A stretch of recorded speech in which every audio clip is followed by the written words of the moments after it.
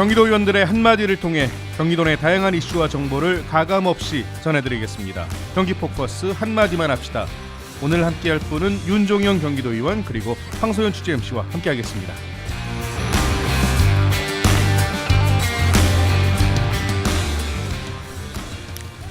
한마디만 합시다. 귀농귀촌 정착 지원을 위한 제도 개선이 필요합니다. 네, 귀농귀촌 정착 지원을 위한 제도 개선 왜 필요한 건가요? 네, 귀농귀촌 정책의 현장을 직접 확인하고 주민들의 대화를 이렇게 나누다 보면 단순히 지원금이 있는 것만으로 정착이 되지 않는다는 것을 절감하게 됩니다. 특히 연천과 같은 인구 감소 지역에서는 더욱 그렇습니다. 실제로는 자금 지원이 결정되었음에도 금융기관의 어떤 그 담보 요구나 소도 요건 등으로 인해 대출이 실행되지 않는 사례가 많습니다. 또 농지를 구하는데 어려움이 크고 주거지 확보조차 어렵다는 분들이 많았습니다. 예. 이러한 제약은 그 정책과 제도의 한계에서 비롯된 것으로 실질적으로 정착을 뒷받침할 수 있는 제도 개선이 절실하다는 그런 판단에 이르게 되었습니다. 예. 네. 귀농귀촌 인구가 2021년을 기준으로 50만 명을 돌파하면서 증가세를 보이고 있습니다. 특히 경기도 귀촌 인구는 높은 비중을 차지하고 있다고 하는데요. 하지만 현재 귀농귀촌 정책은 정착으로까지 이어지기에는 어려움이 있다고 합니다. 정착 이후의 삶까지 고려한 실질적이고 지속 가능한 정책 설계가 필요한 상황이라고 하는데요. 하나하나 좀 살펴보도록 하겠습니다. 윤 의원님, 네. 귀농과 귀촌 의미가 다르잖아요. 사실 네. 각각 의미를 좀 설명 먼저 해주시면 좋겠습니다. 먼저 귀농은 도시에서 농촌으로 이주해서 본격적으로 이제 농업에 종사하는 것을 말하는 것이죠. 예. 귀촌은 이제 농업 여부와 관계없이 그 농촌으로 이주해서 그러니까 생활 기반을 옮기는 것을 의미하는 것으로 이제 보여집니다. 근데 이제 최근에는 농업뿐만 아니라 농산물 가공이라든지 유통, 지역 공동체 활동까지 다양한 분야에서 농촌에서 이제 농촌으로 삶의 무게 중심을 옮기는 흐름이 많아지고 있습니다. 이 두 흐름 모두가 농촌 인구 유입과 지역 공동체 회복에 핵심적 역할을 하고 있으며 지역 소멸을 막기 위한 중요한 전략이기도 하죠. 예. 네. 앞서서 정착을 뒷받침할 수 있는 제도 개선이 절실하다 이렇게 해주셨잖아요. 네. 귀농귀촌 정책이 현재 가장 큰 문제점 뭐라고 보십니까? 가장 큰 문제는 지원 제도는 있으나 예. 그 실효성은 매우 부족하다. 제도는 있으나 실효성은 부족하다. 네, 그렇게 예. 이제 보여집니다. 예. 정부나 지자체에서는 기농 창업 자금이라든지 주택 자금 그런 등을 지원을 마련하고 있습니다. 네. 그러나 실제 현장에서는 담보 요건이라든지 소득 예. 기준이라든지 절차의 복잡성 이러한 문제 등으로 인해서 실행률이 현저히 떨어지고 있습니다.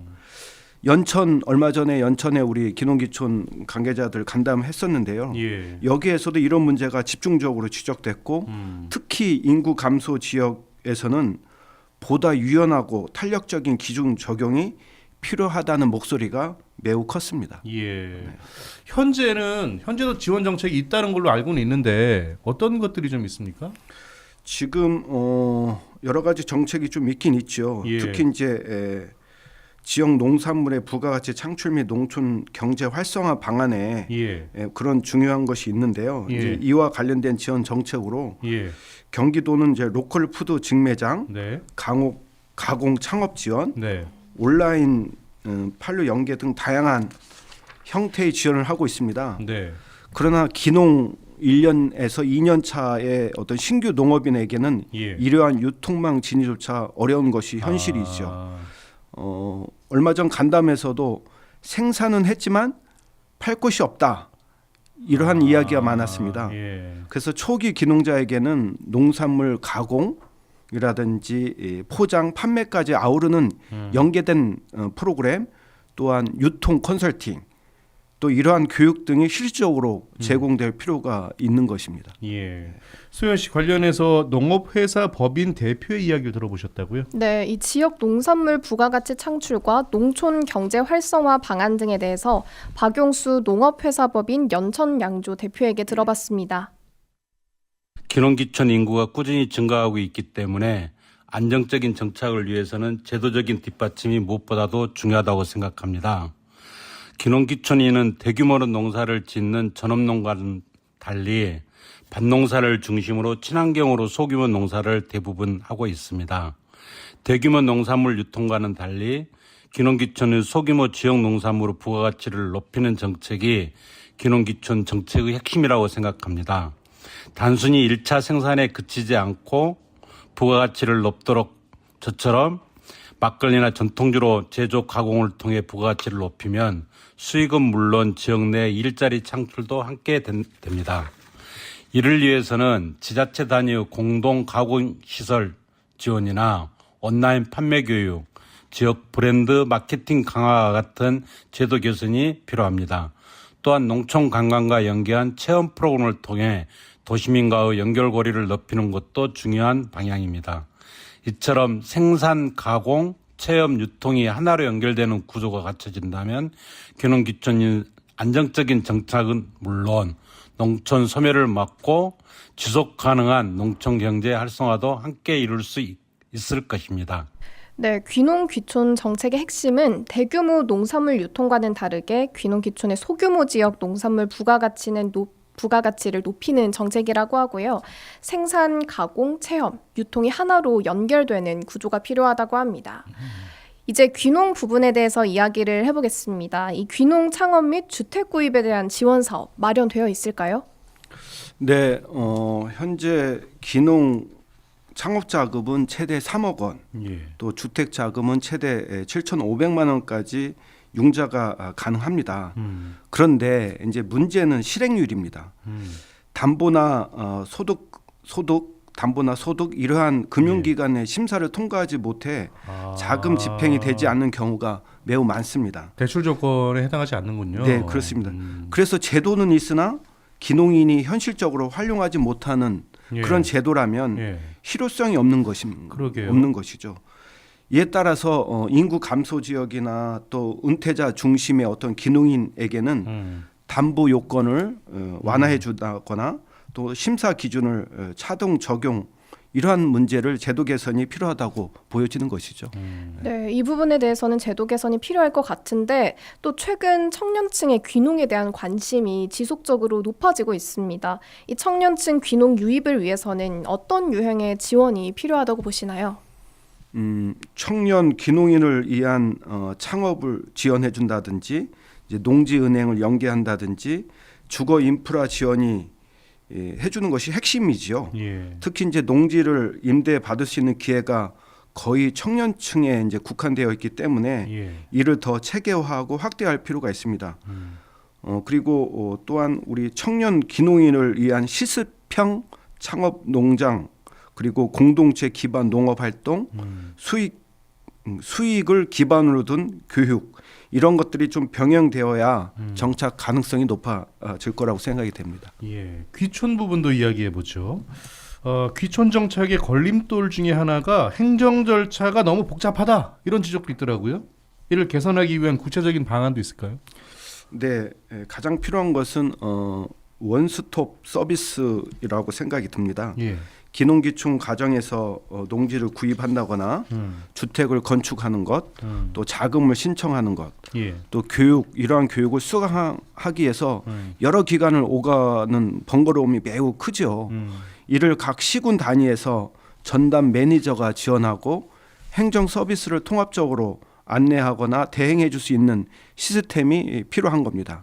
더 나아가서는 온라인 기반의 종합 지원 플랫폼도 검토할 수가 있겠죠. 이 귀촌 후에 주거나 교육, 교통 같은 이 정착 이후의 생활 여건 개선도 필요할 것 같아요. 경기도 차원에서 어떤 정책 지원이 필요하다고 보십니까? 정착을 결정짓는 건 결국 생활의 질일 것입니다. 그렇죠.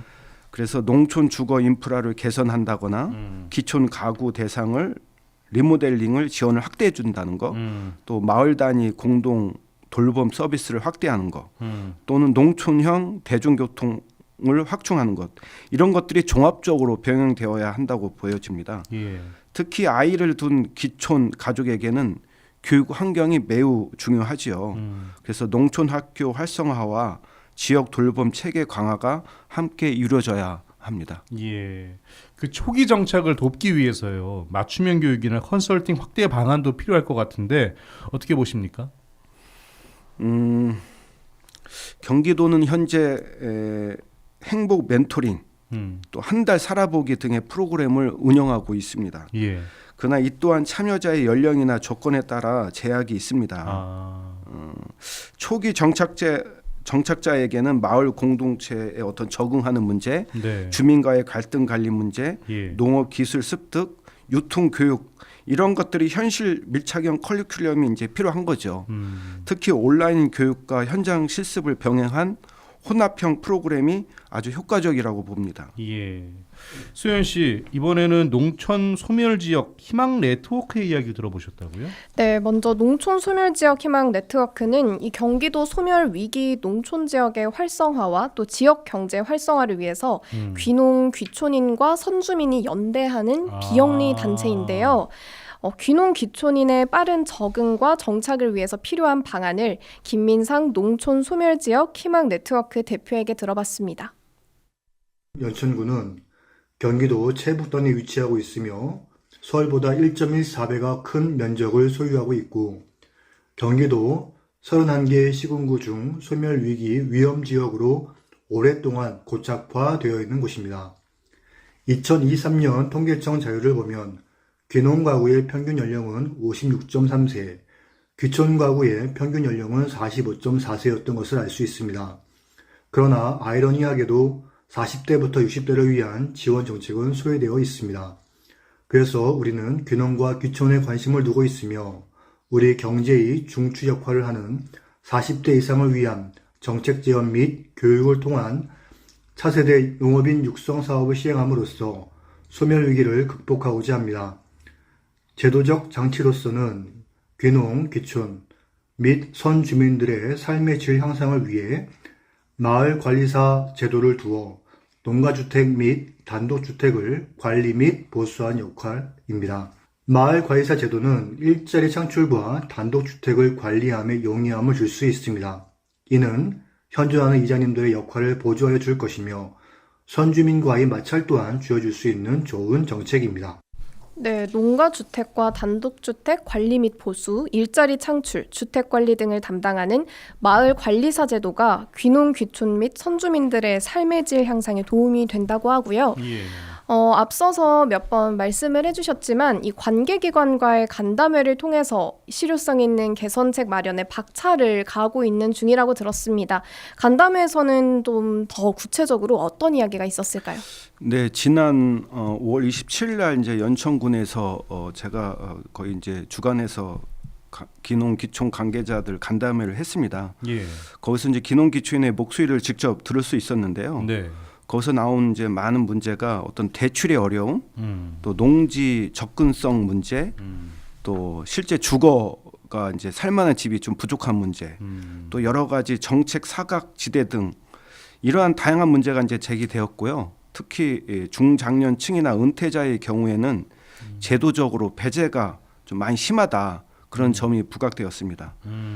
그래서 이런 문제를 해결하기 위해서 제도가 개선이 필요하고 또 조례를 좀 정비해야 되겠고 또 농협 중앙회와의 어떤 협약 등 이런 다각적으로 접근을 필요하다는데 참석자 모두가 이제 공감을 했습니다. 예.